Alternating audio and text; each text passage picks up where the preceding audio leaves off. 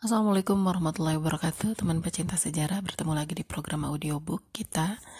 Dan hari ini kita masuk serial baca 60 Sirah Sahabat Rasulullah Shallallahu Alaihi Wasallam episode ke-20, episode ke-22, dan sahabat ke-20 yaitu Ja'far bin Abu Thalib yang bentuk tubuh dan akhlaknya mirip Rasulullah. Teman pecinta sejarah semua, selamat menyimak. Perhatikan pemuda gagah itu, warna kulitnya cerah bercahaya. Ia lemah lembut, sopan, santun, pengasih, penyayang, baik, rendah hati, dan soleh. Ia pemberani, tak kenal takut. Ia pemurah, tak takut miskin. Jiwanya begitu bersih. Ia jujur dan bisa dipercaya. Pendeknya, semua sifat baik dan keistimewaan ada pada laki-laki ini. Namun, Anda tak perlu heran karena Anda sedang berhadapan dengan orang yang paling mirip dengan Rasulullah, baik bentuk tubuh maupun akhlaknya. Anda sedang berhadapan dengan orang yang dijuluki Rasulullah sebagai penyantun orang-orang miskin. Anda sedang berhadapan dengan orang yang dijuluki Rasulullah sebagai si bersayap dua di surga. Anda sedang berhadapan dengan si burung surga yang selalu berkicau. Siapakah dia? Dia adalah Ja'far bin Abu Thalib, satu dari para tokoh generasi Islam pertama yang mempunyai saham besar dalam mewarnai nurani kehidupan. Ia datang kepada Rasulullah Shallallahu Alaihi Wasallam untuk memeluk Islam. Sungguh, satu kemuliaan tersendiri bagi mereka yang memeluk Islam di masa-masa awal. Hari itu, sang istri Asma binti Umais juga memeluk Islam. Gangguan dari orang-orang kafir mereka hadapi dengan berani dan sabar. Ketika Rasulullah memutuskan agar kaum muslimin hijrah ke Habasyah, Ja'far dan istrinya ikut dalam rombongan hijrah itu. Mereka tinggal di sana cukup lama, hingga dikaruniai 3 orang anak, yaitu Muhammad, Abdullah, dan Auf. Selama di Habasyah, Ja'far tampil sebagai juru bicara yang cekatan. Ia pantas mewakili Islam dan Rasulullah. Itu semua karena Allah telah memberinya karunia istimewa berupa hati yang tenang, akal dan pikiran yang cerdas, jiwa yang mampu membaca situasi, dan cara bicara yang baik. Meskipun Perang Mu'tah yang menjadi medan syahidnya adalah peristiwa yang akan terukir indah, akan tetapi dialog yang ia lakukan dengan Najasyi, Raja Habasyah, juga tak kalah menarik. Sungguh, satu peristiwa yang luar biasa. Hijrahnya kaum muslimin ke Habasyah tidak mampu meredam kemarahan dan kebencian orang-orang kafir Quraisy. Bahkan mereka takut kaum muslimin akan semakin besar di Habasyah. Paling tidak, mereka merasa malu karena kaum muslimin bisa lolos dengan selamat dari Mekah. Atau, keberadaan kaum muslimin di Habasyah akan memberikan harapan masa depan bagi Muhammad dan agama Islam. Mereka sepakat untuk mengirim 2 orang utusan menghadap Raja Najasyi dengan membawa hadiah-hadiah yang sangat berharga. Tujuannya hanya satu, agar Raja Najasyi mengusir kaum muslimin dari Habasyah. 2 orang utusan itu adalah Abdullah bin Abu Rabi'ah dan Amr bin As yang saat itu belum masuk Islam. Najasyi, Raja Habasyah saat itu, adalah pemeluk Nasrani sejati, jauh dari fanatisme dan menutup diri. Nama baik dan keadilannya telah tersebar di mana-mana. Karena itulah Rasulullah Shallallahu Alaihi Wasallam memilih Habasyah sebagai tempat hijrah bagi kaum muslimin. Dan karena itu pula kaum kafir Quraisy merasa khawatir kalau maksud dan tipu muslihat mereka tidak berhasil. Oleh sebab itu, mereka membekali kedua utusan dengan hadiah-hadiah yang sangat berharga untuk para pendeta. Para pembesar kafir Quraisy berpesan kepada kedua utusan untuk tidak bertemu Najasyi sebelum memberikan hadiah kepada para pendeta, dan sampai para pendeta itu setuju dengan maksud kedatangan mereka. Sehingga nantinya para pendeta berada di pihak mereka saat bertemu Najasyi. Kedua utusan itu pun tiba di Habasyah. Mereka bertemu para pendeta dengan membawa hadiah-hadiah berharga. Setelah itu baru mengirimkan hadiah kepada Najasyi. Mereka tidak henti-hentinya berusaha menyulut kebencian para pendeta kepada kaum muslimin. Keduanya meminta dukungan mereka agar Raja Najasyi mengusir kaum muslimin dari Habasyah. Hari pertemuan dengan Raja Najasyi akhirnya ditentukan. Kaum muslimin diundang. Kedua kubu akan beradu argumentasi di hadapan Raja Najasyi. Dengan tenang penuh wibawa dan kerendahan hati yang penuh pesona, Raja Najasyi duduk di singgasana raja. dan di sekitarnya tampak para pengawal raja dan para pendeta. Di arah depan raja, di ruang yang cukup luas, kaum muslimin duduk dengan tenang. Kedua utusan kafir Quraisy berdiri mengemukakan tuduhan miring terhadap kaum muslimin. Tuduhan-tuduhan yang sudah mereka sampaikan dengan pertemuan khusus mereka dengan Raja Najasyi sebelum pertemuan besar ini. Baginda Raja yang mulia, orang-orang bodoh ini telah nyasar ke negeri Tuan. Mereka tinggalkan agama nenek moyang mereka dan tidak pula masuk agama Paduka. Mereka datang dengan agama baru yang tidak kami kenal. Paduka pun tidak mengenalnya. Sungguh, kami ini diutus oleh para pembesar kaum mereka dengan tujuan kiranya Paduka mengembalikan mereka kepada kaum mereka. Najasyi memandang ke arah kaum muslimin dan bertanya, agama apa yang menyebabkan kalian meninggalkan bangsa kalian tetapi tidak tertarik dengan agama kami? Ja'far berdiri untuk menunaikan tugas yang telah diamanahkan oleh kawan-kawannya. Sebelum pertemuan ini, mereka telah sepakat memilih Ja'far sebagai juru bicara. Dengan ramah dan penuh hormat, Ja'far memandang sang raja yang telah berbaik hati menerima mereka, lalu berkata, Paduka yang mulia, dahulu kami memang orang-orang bodoh. Kami menyembah berhala, memakan bangkai, melakukan pekerjaan-pekerjaan keji, memutus silaturahmi, menyakiti tetangga, dan menyakiti orang yang meminta perlindungan. Yang kuat memakan yang lemah, hingga Allah mengutus seorang Rasul dari bangsa kami sendiri. Kami kenal asal-usulnya, kejujuran, ketulusan, dan kesucian jiwanya. Ia mengajak kami untuk mengesahkan Allah dan mengabdikan diri padanya, dan agar meninggalkan patung dan berhala yang selama ini kami sembah secara turun-temurun. Dia menyuruh kami bicara benar, menunaikan amanah, menyambung silaturahim, berbuat baik kepada tetangga, tidak melanggar larangan, dan tidak membunuh orang lain. Kami dilarang berbuat zina, berbohong, memakan harta anak yatim, dan menuduh wanita baik-baik berbuat zina. Kami mempercayai dan mengikutinya. Kami mempercayai dan mengikuti semua yang dia dapatkan dari Tuhannya. Kami menyembah Allah semata dan tidak menyekutukannya dengan yang lain. Kami jauhi apa yang dilarang dan kami lakukan apa yang dibolehkan. Lalu kaum kami marah, siksaan sering kami terima, hanya untuk mengembalikan kami menyembah berhala dan ajaran buruk mereka. Ketika penganiayaan dan siksaan yang mereka lancarkan semakin dahsyat, bahkan kami sulit untuk menjalankan ajaran agama kami, maka kami hijrah ke negeri Paduka. Kami berharap mendapatkan perlindungan dari Paduka, karena yang kami tahu, Paduka bukanlah raja yang zalim. Kata-kata itu keluar dengan indah dari mulut Ja'far, bagaikan cahaya fajar yang mempesona. Najasyi pun terpana. Ia memandang Ja'far dan bertanya, apakah engkau membawa sesuatu wahyu yang diturunkan kepada Rasul kalian itu? Ja'far menjawab, ya. Bacakan kepadaku. Lalu Ja'far membacakan beberapa ayat dari surat Maryam dengan tenang dan khusyuk yang memikat. Najasyi menangis, begitu juga para pendeta yang hadir di ruangan itu. Ketika air matanya mulai berhenti, Najasyi berkata kepada dua utusan kafir Quraisy, sesungguhnya apa yang kalian baca tadi dan yang dibawa oleh Isa alaihissalam berasal dari sumber yang sama. Kembalilah kalian berdua kepada kaum kalian. Demi Allah, kami tidak akan menyerahkan mereka kepada kalian. Pertemuan itu pun selesai. Allah telah menolong para hambanya. Sementara itu, kedua utusan Quraisy mendapat kekalahan yang memalukan. Tetapi Amr bin As adalah orang yang lihai dan berpengalaman. Ia memiliki banyak taktik. Ia tidak mau kalah begitu saja dan tidak mengenal putus asa. Amr bin As terus memeras otak.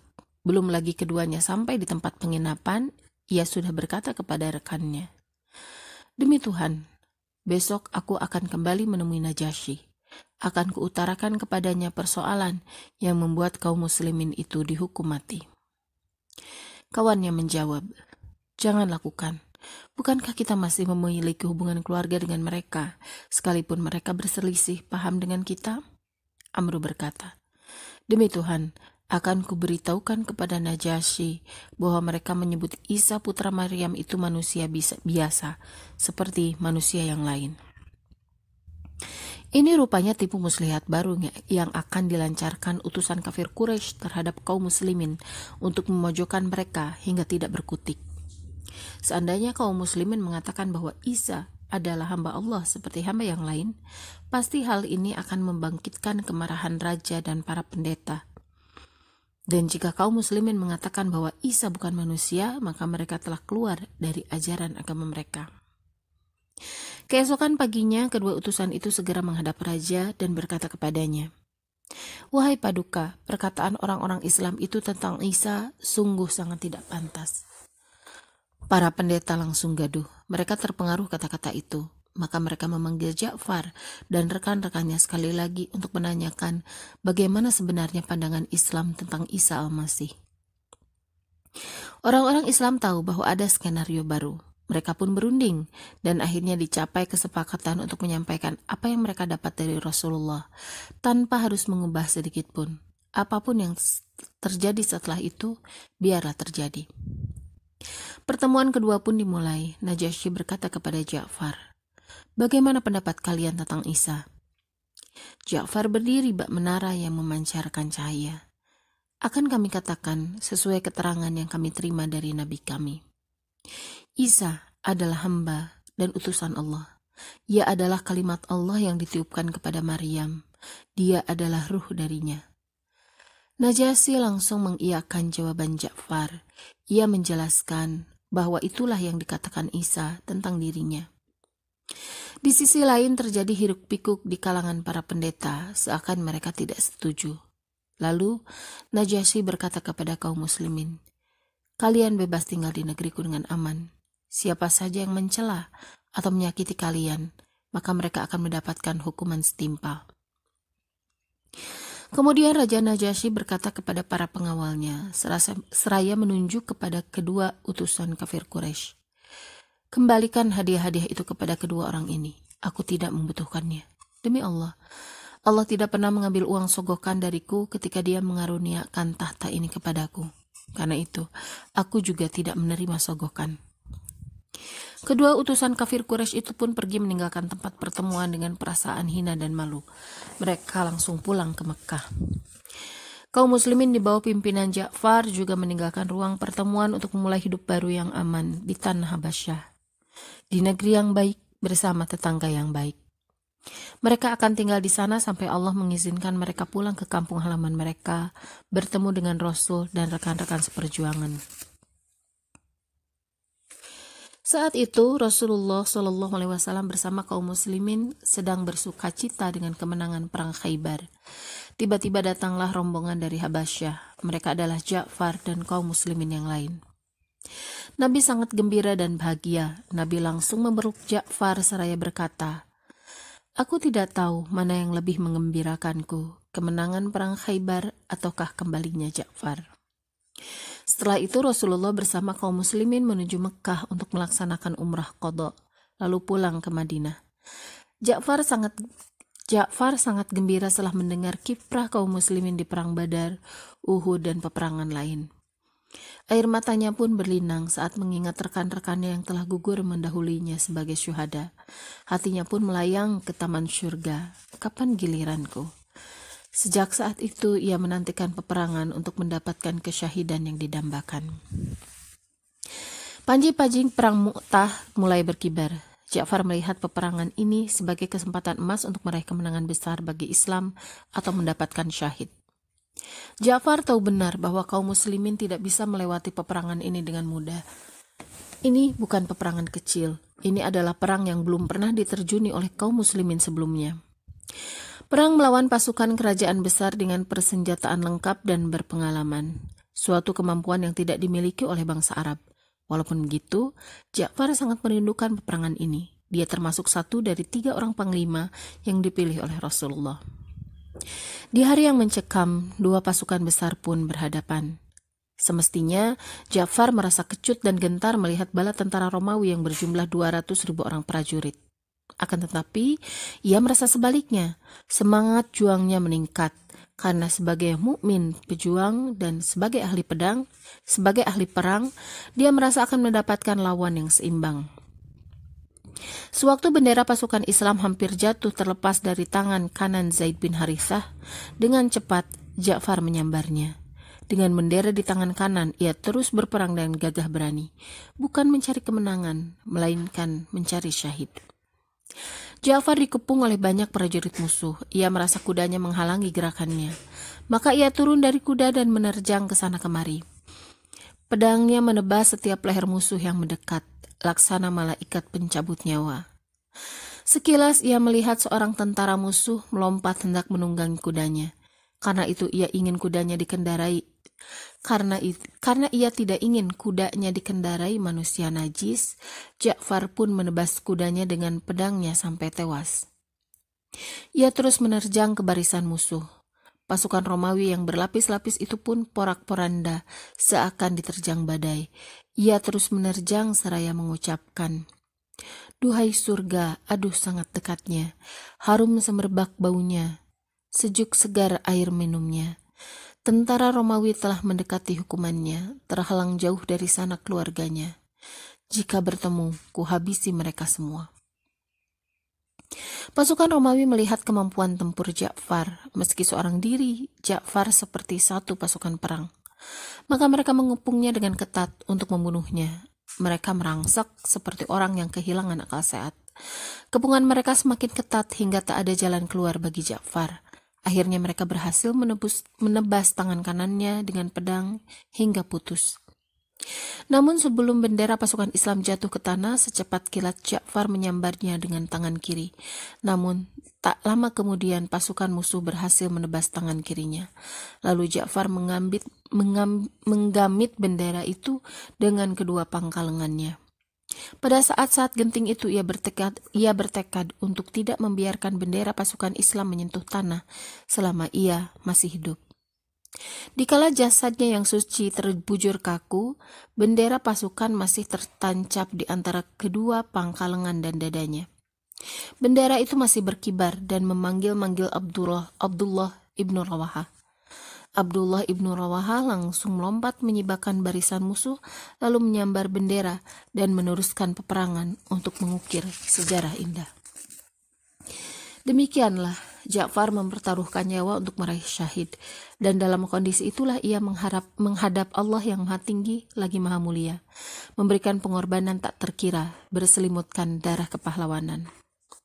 Allah, zat yang maha mengetahui, mengabarkan perjalanan perang dan nasib Ja'far kepada Rasulullah. Rasulullah pun menangis. Setelah itu Rasulullah pergi ke rumah saudara sepupunya ini. Beliau memanggil anak-anak Ja'far. Beliau memeluk dan mencium mereka, sementara air matanya yang mulia bercucuran tak tertahankan. Kemudian Rasulullah kembali ke majelisnya, dikelilingi para sahabat. Seorang penyair Islam terkemuka yang bernama Hasan bin Thabit tampil dengan syairnya mengenang kepergian Ja'far dan rekan-rekannya. Maju pemimpin pasukan orang beriman, menjemput kematian, mengharap ridho Tuhan. Putra Bani Hashim yang bersinar bak cahaya rembulan, menyibak setiap kegelapan, menebas setiap penyerang. Lalu syahid sebagai pahlawan, surga menanti sebagai imbalan, sejuk segar seisi taman. Ja'far dan Muhammad ada kemiripan, tegas dan menjadi tumpuan kepercayaan. Selama ada dari keturunan Hashim seorang pejuang, pasti Islam akan tetap menjadi panutan. Lalu disusul oleh penyair lain yang bernama Ka'ab bin Malik. Kemuliaan untuk para pahlawan Mu'tah, saling berdampingan dan tak tergoyahkan. Ridho Allah atas mereka, para pemuda gagah perkasa. Curahan rahmat membasuh tulang belulang mereka. Tabah dan sabar demi Tuhan rela mempertaruhkan nyawa. Tak kenal mundur menghalau setiap bahaya. Bendera pasukan di tangan Ja'far sang panglima menambah semangat tempur bagi setiap pejuang. Perang terus berjalan tak kenal lelah. Akhirnya Ja'far menemukan kesyahidan. Rembulan serasa kehilangan dan matahari enggan menampakkan sinar. Orang-orang beriman dari kalangan miskin menangisi kepergian Ja'far karena Ja'far adalah sang penyantun orang-orang miskin. Abu Hurairah pernah berkata, Yang paling penyantun kepada orang-orang miskin adalah Ja'far. Memang ketika masih hidup ia sangat pemurah dalam memberikan hartanya. Dan sekarang ketika ia menemui ajalnya, ia ingin menjadi syuhada yang paling pemurah memberikan nyawanya. Abdullah bin Umar menceritakan, aku sama-sama terjun di perang Mu'tah bersama Ja'far. Waktu kami mencarinya, kami mendapatinya syahid dengan 90 luka lebih di tubuhnya. Luka pedang, tombak, dan panah. Bayangkan, ada 90 luka lebih di tubuhnya. Namun demikian, apakah para musuh itu benar-benar berhasil membunuh ruhnya? Mampukah mereka menghalanginya untuk bertemu Tuhannya? Pedang dan tombak yang membunuh Ja'far hanya penyeberangan bagi Ja'far untuk bertemu dengan Tuhan yang Maha Pengasih. Ia akan berada di sisinya, di tempat yang mulia, di surga yang abadi, tempat yang ia dambakan. Marilah kita dengarkan sabda Rasulullah. Aku telah melihatnya di surga. Dia mengenakan 2 sayap yang masih berlumuran darah dan bertaburkan bintang kehormatan.